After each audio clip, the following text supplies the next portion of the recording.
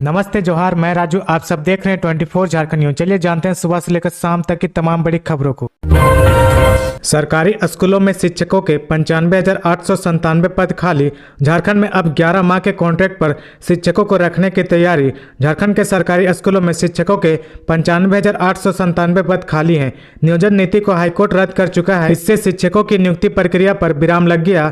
इसी बीच शिक्षा मंत्री जगन्नाथ महतो ने 50,000 पारा शिक्षकों की नियुक्ति करने की घोषणा की है, जबकि नई शिक्षा नीति में पारा शिक्षकों की नियुक्ति का कोई प्रावधान नहीं है। फिर पारा शिक्षकों की नियुक्ति कैसे होगी? इस संबंध में जब शिक्षा मंत्री से पूछा तो उन्होंने कहा कि जब तक नियुक्ति नियमावली नहीं बन जाती तब तक शिक्षकों की नियुक्ति का कोई और रास्ता तलाश रहे हैं। केंद्रीय विद्यालयों की तरह 11 महीने के कॉन्ट्रैक्ट पर शिक्षकों को रखने की योजना बना रहे हैं। हालांकि ऐसी नियुक्ति में भी आरक्षण रोस्टर का पालन किया जाएगा। ऐसे में राज्य के युवाओं को सरकारी स्कूलों में नियमित नियुक्ति के लिए अभी और इंतजार करना होगा। प्रदेश कांग्रेस की बैठक में 1932 के खतियान पर दिखा अंतर्विरोध। कांग्रेस की नवगठित प्रदेश कार्य समिति की पहली बैठक ने अपने कार्यकर्ताओं व नेताओं को कई संदेश दे दिया गया है। वर्तमान प्रदेश अध्यक्ष व प्रभारी के कार्यकाल में अनुशासनहीनता बर्दाश्त नहीं की जाएगी। वहीं 1932 के खतियान आधारित स्थानीय नीति पर पार्टी के भीतर ही एक राय नहीं है। यह भी कांग्रेस अब महसूस कर रही है कि आदिवासी वोटर उससे दूर होते जा रहे हैं। इसे जोड़ने की जरूरत है। वहीं कार्य समिति की बैठक में रामगढ़ के पूर्व विधायक ममता देवी के पक्ष में कांग्रेस मजबूती से खड़ी होने और ताकत के साथ चुनाव लड़ने का भी संदेश दिया है। हेमंत सरकार का अनुबंध कर्मियों को बड़ा तोहफा, स्थानीयकरण समेत कई सुविधाओं का देगी लाभ। झारखंड सरकार ने विभिन्न विभागों में अनुबंध और संविदा पर कार्यरत कर्मियों को अस्थायी करने की तैयारी शुरू कर दी है। सेवा शर्तों में सुधार के उद्देश्य से ऐसे कर्मचारियों का विस्तृत ब्यौरा जुटाया जा रहा है। कार्मिक विभाग के सभी विभागों को पत्र लिखकर उनके सभी कार्यालयों में अनुबंध और संविदा पर कार्यरत कर्मियों का ब्यौरा 15 दिनों के अंदर उपलब्ध कराने को कहा है। संभावना जताई जा रही कि राजस्थान और उड़ीसा सरकार की तर्ज पर झारखंड सरकार भी संविदा कर्मियों को नियमित करने के उद्देश्य से संविदा भर्ती 2023 लागू कर सकती है।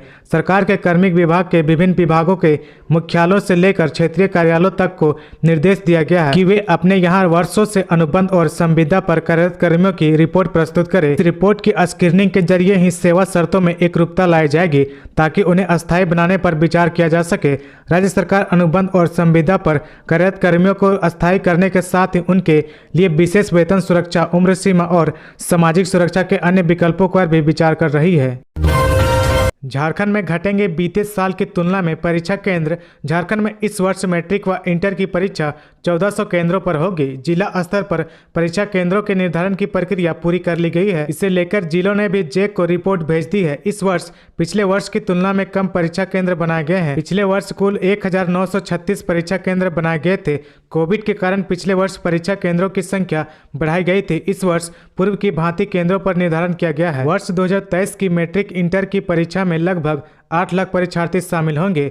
मैट्रिक की परीक्षा में लगभग 4.5 लाख और इंटर की परीक्षा में 3.5 लाख परीक्षार्थी परीक्षा में शामिल होंगे। पिछले वर्ष की तुलना में इस वर्ष परीक्षार्थियों की संख्या बढ़ी है। मैट्रिक और इंटर की परीक्षा 14 मार्च से शुरू होगी। झारखंड एकेडमिक काउंसिल ने परीक्षा कार्यक्रम जारी कर दिया है। इस वर्ष 100% पाठ्यक्रम के आधार पर परीक्षा ली जाएगी। उत्तर पुस्तिका का मूल्यांकन अप्रैल में शुरू होगा, जबकि 15 जून तक रिजल्ट जारी कर दिया जाएगा। खबरों में आगे बढ़ने से पहले अगर अभी तक आपने इस चैनल को सब्सक्राइब नहीं किया तो प्लीज सब्सक्राइब कर ले, जिससे आपको झारखंड की हर छोटी सी बड़ी खबर की अपडेट आप तक पहुंचता रहे। रांची और जमशेदपुर में एयरटेल की 5G सेवाएं शुरू। मोबाइल उपभोक्ताओं के लिए अच्छी खबर है। एयरटेल ने शुक्रवार से रांची और जमशेदपुर में 5G सेवाएं शुरू कर दी है। बोकारो और धनबाद में भी जल्द 5G सेवाएं शुरू होगी। खास बात यह है कि बिना किसी अतिरिक्त खर्च के उपभोक्ता एयरटेल 5G प्लस नेटवर्क का मजा ले सकेंगे। वहीं आज से जियो भी 5G सेवाएं रांची व जमशेदपुर में शुरू होगी। झारखंड के आदिवासी गांव का हाल बेहाल। विकास के लिए मिले 135 करोड़, लेकिन खर्च हुए सिर्फ इतने। आदिवासी बहुल गांव के विकास की योजनाओं का हाल बेहाल है। वित्तीय वर्ष 2020-21 में जनजातीय उप योजना क्षेत्र में विशेष केंद्रीय सहायता मद में सिर्फ 13.11 करोड़ रुपए की खर्च हुए, जबकि 70.49 करोड़ रुपए उपलब्ध थे। वित्तीय वर्ष 2021-22 के दौरान इस मद में फूटी कौड़ी खर्च नहीं हुई, जबकि 65.31 करोड़ रुपए आवंटित किए गए थे। यानी 2 वित्तीय वर्ष में केंद्र ने आदिवासी बहुल गांवों के विकास के लिए 135.8 करोड़ रुपए दिए, पर खर्च 13.11 करोड़ रुपए ही हुए। बीसीआई के हस्तक्षेप के बाद वकीलों का हड़ताल समाप्त। काउंसिल के सदस्य ने की सीएम हेमंत से कई मांग। बार काउंसिल ऑफ इंडिया के हस्तक्षेप के बाद शुक्रवार को राज्य के अधिवक्ताओं को न्यायिक कार्यों से अलग रहने का निर्णय वापस ले लिया है। इसके साथ ही 6 जनवरी से चल रहा अनिश्चितकालीन आंदोलन स्थगित हो गया है। अब राज्य भर के 33,000 अधिवक्ता 16 जनवरी से अपने केस में पैरवी कर सकेंगे। यह निर्णय शुक्रवार को झारखंड स्टेट बार काउंसिल की ऑनलाइन आम सभा की बैठक में लिया गया। बैठक की अध्यक्षता काउंसिल के अध्यक्ष राजेंद्र कृष्ण ने की। रांची के मोरहाबादी मैदान में दिखा टूसू का उल्लास। 250 फीट ऊंचा चोड़ल बना आकर्षण का केंद्र। 2 वर्ष बाद रांची के मोरहाबादी मैदान में टूसू का उल्लास दिखा। राष्ट्रीय कुरमाली भाषा परिषद द्वारा आयोजित महोत्सव में इचागढ़, बुंडू, तमाड़, सिल्ली, सोनहातू, राहे, नामकुम आदि जगहों के सैकड़ों लोग शामिल हुए। महिलाएं माथे पर चोड़ल लेकर पहुंची। लोग पारंपरिक वेशभूषा पहनकर मोरहाबादी मैदान पहुंचे। चारों तरफ ढोल मांदर की गूंज थी। हर कोई थिरक रहा था। परिषद के अध्यक्ष डॉक्टर राजाराम महतो और डॉक्टर नीना महतो ने विधि विधान के साथ पूजा अर्चना की। झारखंड के शिक्षा व्यवस्था का हाल बदहाल। रांची के डोरंडा कॉलेज में पढ़ते हैं 18,000 छात्र, लेकिन कमरे केवल 24। रांची विश्वविद्यालय के डोरंडा कॉलेज में 18,000 से ज़्यादा विद्यार्थी पढ़ते हैं, लेकिन संसाधनों और सुविधाओं के नाम पर उन्हें कुछ खास नहीं मिलता। कक्षाओं के नाम पर पुरानी बिल्डिंग में 24 कमरे हैं। प्रमुख विषयों में 250 से 400 तक विद्यार्थियों ने नामांकन ले रखा है। यहाँ कुछ बड़े और कुछ छोटे कमरे हैं। जिन बड़े कमरों में प्रमुख विषयों की कक्षाएं चलती है, उनमें 180 से ज़्यादा विद्यार्थी बैठ नहीं सकते। वहीं मात्र 34 अस्थायी शिक्षकों के भरोसे यूजी और पीजी स्तर के 51 कोर्स संचालित हो रहे हैं। हालांकि सहयोग के लिए 120 अनुबंध व अतिथि शिक्षकों को लगाया गया है, लेकिन ये लगातार पढ़ाते रहेंगे इसकी गारंटी नहीं है। झारखंड सरकार का बड़ा फैसला। स्वास्थ्य विभाग के संविदा कर्मचारियों को परमानेंट करेगी सरकार। झारखंड सरकार ने बड़ा फैसला लिया है। इस फैसले के तहत स्वास्थ्य विभाग के अधीन काम कर रहे संविदा कर्मचारियों की नौकरी अब नियमित करने की प्रक्रिया शुरू हो गई है। संविदा कर्मियों के लिए यह बड़ी खुशखबरी है। इस संबंध में विभाग के उप सचिव ध्रुव प्रसाद ने राष्ट्रीय स्वास्थ्य मिशन झारखंड के अभियान निदेशक को पत्र लिखकर संविदा कर्मियों का विस्तृत प्रतिवेदन मांगा है। 22 जनवरी तक जानकारी उपलब्ध कराने का आदेश दिया गया है। गृह मंत्री Amit Shah nano urea factory की आधारशिला रखने आ सकते हैं देवघर। जैसे इंडस्ट्रियल एरिया के इफ्को की नैनो यूरिया लिक्विड खाद की फैक्ट्री का काम फरवरी में शुरू हो सकता है। 4 फरवरी को केंद्रीय गृह मंत्री एवं सहकारिता मंत्री अमित शाह नैनो यूरिया की फैक्ट्री की आधारशिला रखने देवघर आ सकते हैं। इफ्को को जियाडा से जसीडी इंडस्ट्रियल एरिया के लिए 20 एकड़ भूमि आवंटित हुई है। शुक्रवार को गोड्डा सांसद डॉक्टर निशिकांत दुबे के साथ इफ्को के एमडी यूएस अवस्थी व इफ्को के मार्केटिंग मैनेजर योगेंद्र ने जसीडी इंडस्ट्रियल एरिया में इफ्को आवंटित जमीन का जायजा लिया। जमीन की साफ सफाई चल रही है। फरवरी में बाउंड्री वॉल का कार्य चालू हो सकता है। केरेडारी में टीएसपीसी ने चिपकाया पोस्टर। गांव में दहशत का माहौल। केरेडारी थाना क्षेत्र के जोरदाग, पगार, चट्टी, बरियातू, पचड़ा, केरेडारी की प्रतिबंधित टीएसपीसी नक्सलियों ने पर्चा चिपकाया। नक्सलियों के नाम पर्चा में टीएसपीसी ने संगठन जिंदाबाद नारे को जिक्र करते हुए कर्णपुरा क्षेत्र बड़का गांव में चल रहे कोल माइंस पर दलाली करने वालों को होशियार रहने का हिदायत दिया।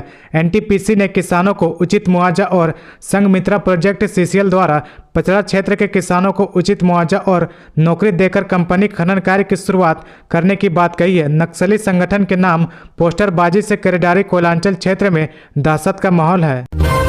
सीएम हेमंत सोरेन जमशेदपुर में 31 जनवरी को करेंगे रोड शो और सभा तथा 30 को सरायकेला में। मुख्यमंत्री हेमंत सोरेन 30 जनवरी को सरायकेला में और 31 को जमशेदपुर में खतियानी जोहर यात्रा को लेकर रोड शो और सभा करेंगे। 30 जनवरी की सभा सरायकेला स्टेडियम में, जबकि 31 जनवरी की सभा बिष्टुपुर गोपाल मैदान में होगी। सरायकेला में 30 को कार्यक्रम करने के बाद मुख्यमंत्री जमशेदपुर में रात्रि विश्राम करेंगे। 31 की सुबह बिष्टुपुर परिसदन में प्रशासनिक पुलिस पदाधिकारियों के साथ बैठक करेंगे। इसके बाद पार्टी के नेताओं व कार्यकर्ताओं के साथ बैठकर रोड शो करेंगे। 31 जनवरी को ही जुग सलाई रेलवे ओवरब्रिज का उद्घाटन हो सकता है। बिष्टुपुर में कार्यक्रम के बाद शहीद निर्मल महतो की समाधि पर जाएंगे। रांची से नेत्रहाट जा रही कार अनियंत्रित होकर खाई में गिरी, 2 की मौत। रांची से नेत्रहाट जा रही कार अनियंत्रित होकर 100 फीट नीचे खाई में गिर गई, जिससे कार में सवार धनबाद निवासी 2 लोगों की मौत हो गई। शिवम सत्यम 19 वर्ष और आरजू बोस की मौके पर ही मौत हो गई, जबकि कार में सवार ऋषभ कुमार लोहरदगा के, कुडुकरण मंडल धनबाद के, राहुल शर्मा बलिया उत्तर प्रदेश के व प्रीतम रजक धनबाद के गंभीर रूप से घायल है। घटना की सूचना पर बिशुनपुर पुलिस एवं गुरदारी पुलिस घटना स्थल पर पहुंचकर रेस्क्यू करते हुए 4 घंटे की कड़ी मेहनत के बाद सभी को बाहर निकाला, जिसके उपरांत घायलों को सामुदायिक स्वास्थ्य केंद्र बिशुनपुर से बेहतर इलाज के लिए सदर गुमला रेफर कर दिया गया। तो ये थी आज की झारखंड की टॉप बड़ी खबरें। इसी तरह झारखंड की हर छोटी सी बड़ी खबर देखने के लिए आप हमारे चैनल 24 झारखंड न्यूज को सब्सक्राइब करके बेल आइकन प्रेस कर ले, जिससे आपको झारखंड की हर छोटी सी बड़ी खबर की अपडेट आप तक पहुंचता रहे। तो आज के लिए बस इतना ही, हमें दीजिए इजाजत, फिर मिलते हैं नेक्स्ट न्यूज में।